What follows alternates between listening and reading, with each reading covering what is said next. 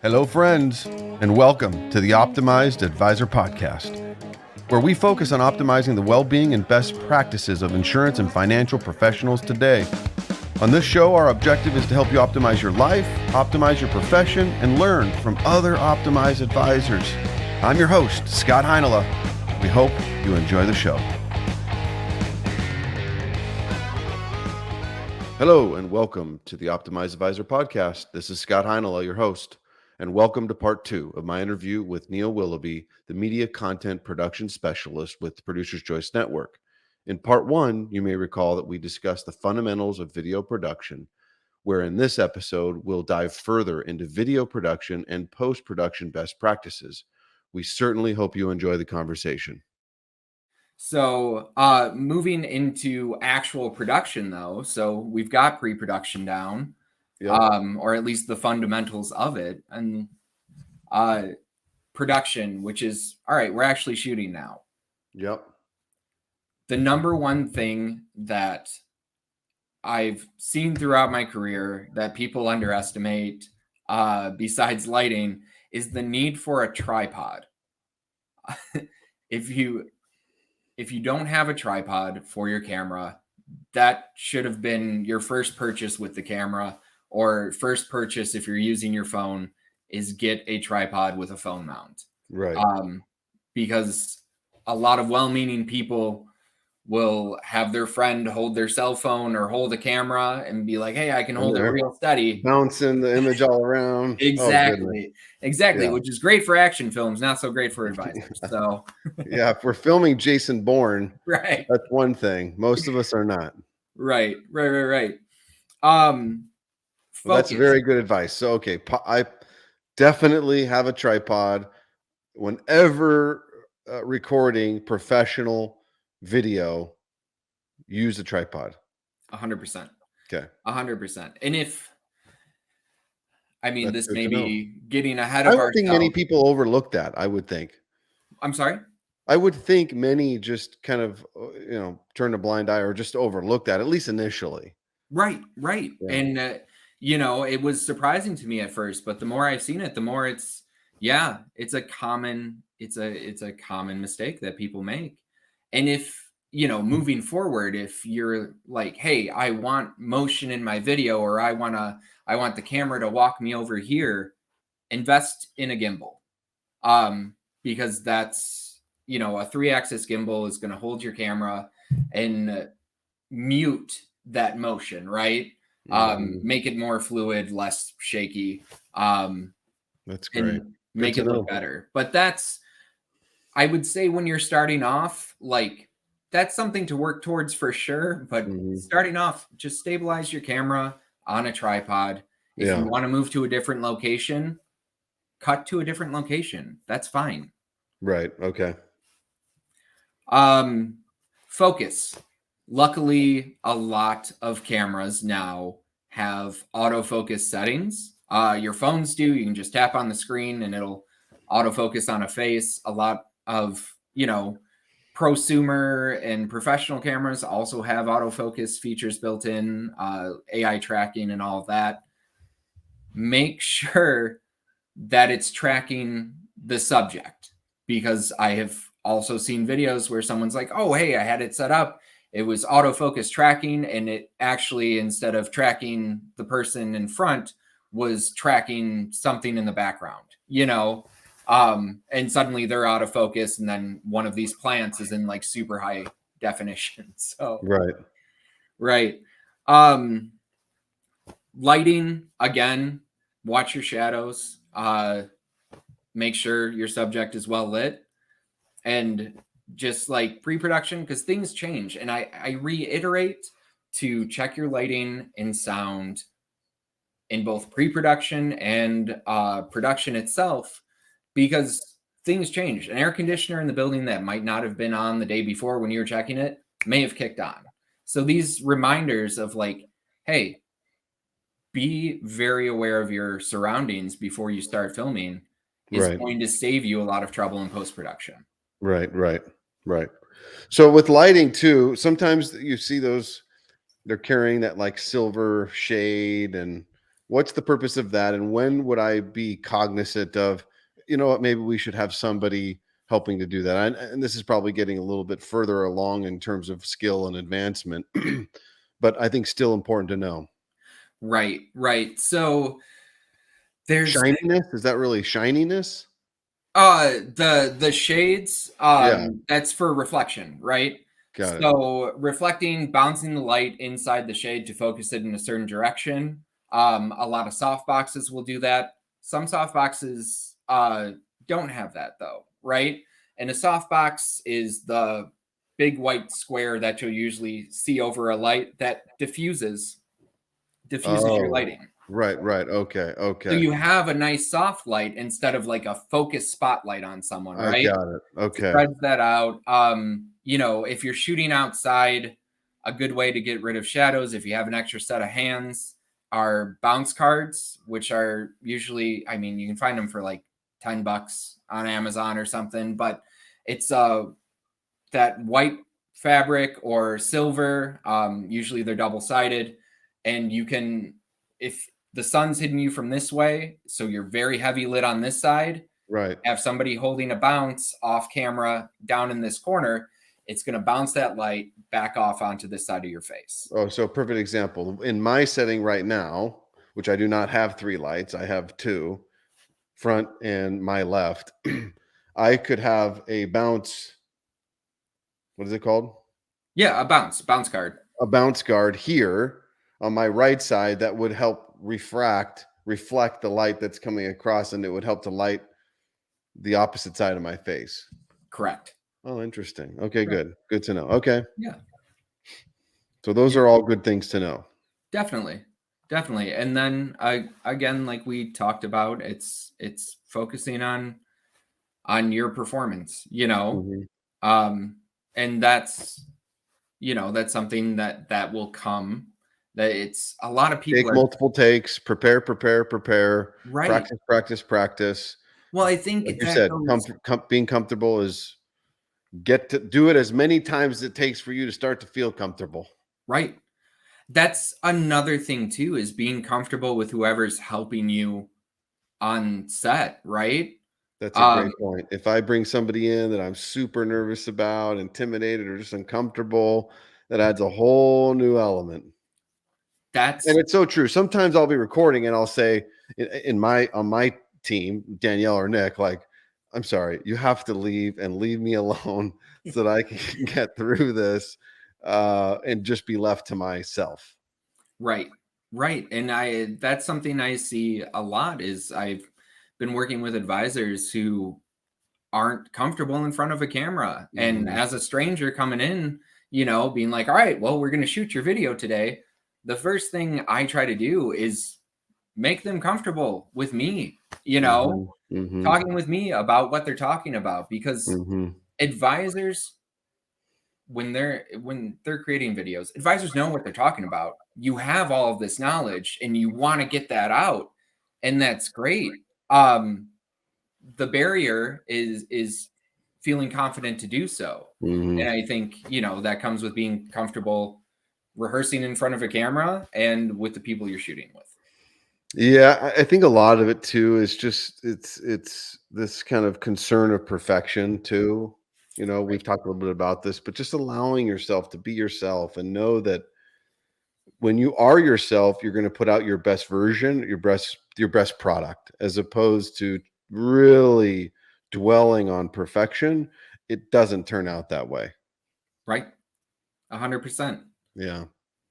And that's why there's always the opportunity to do another take, right? Oh, yep, 100%. Absolutely. Just know that we can always pause, hit the reset button, and we can work the post production magic. So, is there anything else regarding production before we move on to post production?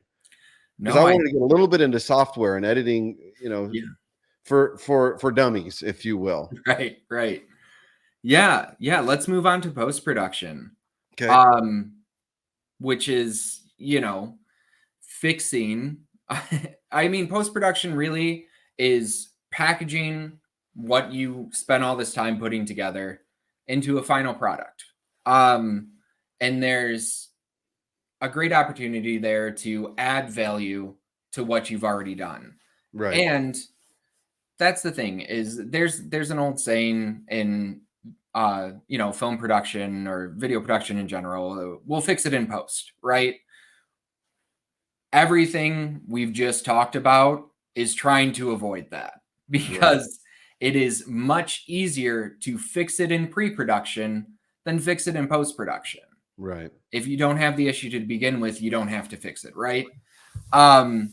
So when it comes to post-production, I mean, there's a lot of different editors you can use when it comes to non-linear editing platforms. On your phone, you can use iMovie if you're trying to put something out real quick. I've been using Adobe Premiere for years now. Is I that pretty know much the standard for, because that you can really, use that to produce really anything, right? Right. Absolutely. You don't even have to have like video. I can cut audio and edit audio in Premiere, right? Mm-hmm.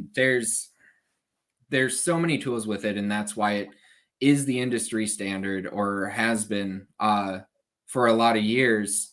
But there's also other programs that people prefer in the industry. There's been Final Cut Pro, which used to be the industry standard. There's DaVinci Resolve, which is really really hot right now, especially in terms of what it allows you to do when it comes to color grading and stuff like that, which is a whole nother part of post-production that gets overlooked, I think, is really identifying how your picture looks, right? Like, you set yourself up for success with everything we talked about to get the best image quality possible. Right. Great. How can you make that look even better in post-production? And that's going to be that's going to be value adds, right? Like, look at it as value adds. You have color correction, you have adding graphics, your lower thirds, images, your bumpers, your intros and outros to a video. That's all going to add so much to the base you're starting with. Yeah, I think, and there's where, correct me if I'm wrong, but this is the part of it where many are probably best employing some type of assistance, because I would imagine to learn smooth transitions, quickly editing and interjecting intros, outros, your buffers, and all of these different things. I mean, really knowing when how best to use them, and efficiently implementing them is probably where you're now maybe at the level to have some professional assistance. Sure. Correct me. I don't know. I could be wrong, but no, and I guess that also gauges that person's level of interest in how tech savvy and how hands-on they want to be from a video production standpoint. I would argue most, even though they might have the interest, they probably don't have much of the time. Absolutely fair, right? I mean, that's a very good point. If you don't have the time to edit, that's a perfect opportunity to bring in a video professional, and that video professional is going to love you if you're bringing them footage that's workable, right? It's going to make your relationship with them a lot easier. It's probably going to save you money on them not having to adjust 20 other things that should have, mistakes that were made in pre-production or production. So it's going to save them time. It's going to save you time. I think that's a very healthy stopping point for the advisor to be like, okay, this is out of my hands. This is, I've done everything that I know how to do. The fundamentals I know how to do well. It's time to hand it off. I think that's a very smart business model for it, right? You can teach yourself Premiere. You can learn. There's online classes. There's hundreds of thousands of YouTube videos to learn simple editing stuff, but it's all, do you have the time to do that? And if you don't, then yeah, there's absolutely no harm in hiring a video professional to help out on the back end. And I would imagine many of those would be available on a contract, independent contractor basis. They're doing it job for job, and it's probably a best practice to consider that when you get to that point. Yeah. Yeah. All right, so let's talk a little bit about green screen. Okay. What is the right way to be using green screen? How far away should I be from the video camera? Um, why would I use a green screen as opposed to not?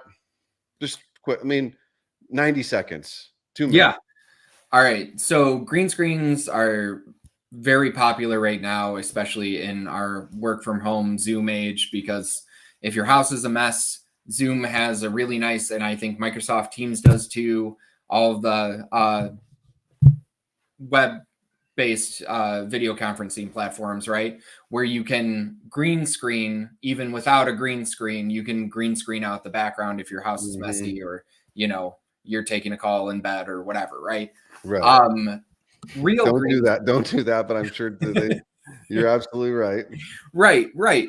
I'm in my kitchen working, and I got a bunch of things behind me, right? I don't need people to see that. Exactly. Real green screen is when you have a physical green screen behind you. If you're doing that, the first rule is don't wear green, because in post-production, what you can do is crop everything that is not that color green out of the image, right? So you can replace the background with whatever you want it to be, whether it's your, company's logo on a nice gradient, or, some image like that, or you can put yourself on the moon, whatever you want to do, a professional news broadcast studio. You can do a lot of things with it. Yeah. When you get your local weather from the news, right? They're always in front of a green screen, pointing at a map. Right. Which is great to use. It's great to use. I would say, if you don't have a curated professional looking background at your disposal, or you need to do something real quick, having a green screen you can just put yourself in front of works fantastic. If there's information, if it's just a branded video where you want to have your logo in the background, another great thing, if you're shooting, a mid shot from mid chest to, little bit of headroom, and you just want your logo right here the whole time. And it's, I think that's a great thing. It's a great way to pull focus to you without having a boring background, right? Right.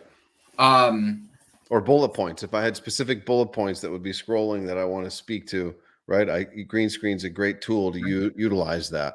Yeah, of course, because you can put in your PowerPoint slides, or, whatever information you have, as long as, you crop yourself and, right or left third, you can have that open space to bring up, the different graphics you want to do. I would challenge that. So I've been pretty frustrated with advisors who've pivoted to doing virtual seminars as opposed to in-person seminars. And all too often I see the recorded content of just them in this, boring frame in front of their computer. And that's how they're delivering their presentation. And granted, many times they're cutting away to a PowerPoint or what have you. But creating a green screen environment where maybe I have a professional setting behind me that just has a better backdrop, I'm lit well, I'm a little bit further back in the frame, probably reflect a lot better. Or if I pre-record one, having a green screen and being intentional with having the bullet points and certain content come on to the screen, so to speak, I think would just reflect. It's a much better way to go about it if you have the capacity to do so. Right. And if you are going to go and start utilizing green screen, two things. You need to be at least a foot to a foot or more off the background. Otherwise, when you light yourself, you're going to get shadows on the green screen. And the fact that the green screen is one color is what allows you to remove it in post-production, right? So if you start getting shadows across it, then it's only going to remove one color at a time, and that can be really hard to differentiate. Another issue, if you're too close to the green screen itself, is light on the green screen will reflect off it like a bounce card, like we talked about, right? And then suddenly that green light that's being reflected is showing up in your hairline, around your ears, so you have a green outline around you. Oh If no, you we don't want that. No, no, not at all. Okay, so to fix that, you need to be a couple feet away from the backdrop of the Right, green screen. right. Couple Got feet it. Okay, away from the backdrop, pulling yourself off of it will allow the camera to better differentiate the depth of field. understood. Also, with the green screen needs to be evenly lit. So if you have one light from one side pointing at a green screen, it's gonna, again, those shadows are going to change the color of it and make it a lot harder in post production to get out of there. Of course. Okay, and so also if the green screen is not pulled flat and tight, if it's wrinkled, well, every wave in that is going to have a different color. Every crease, every divot, yeah, Mm, absolutely. okay, good to know. You see, these are important facts. Otherwise, you're just going to make your life a lot harder. Right, right. Is there anything that we did not cover You know as it what? relates to being the best video producer that I can and putting the best content out there? Creating video content is such a broad spectrum of things you can do and learn to do. But I believe as an advisor, you stick to these fundamentals that we're talking about, and you're going to elevate your video quality above 90% of the other people in your field. You Your know? peers, Yeah, yeah. And that's the thing. I mean, obviously, you can get into this whole conversation of creating clickbait, right? I'm going to put something so outrageous out there that everybody's going to look at it and see it and what have you. And in the world of professionalism and insurance professionals, wealth managers, financial advisors, not to say that we don't have that capacity, but we probably shouldn't, right? The way to differentiate yourself and get your viewers to stop and engage would be to put forth the best quality of product that you can. I agree 100%.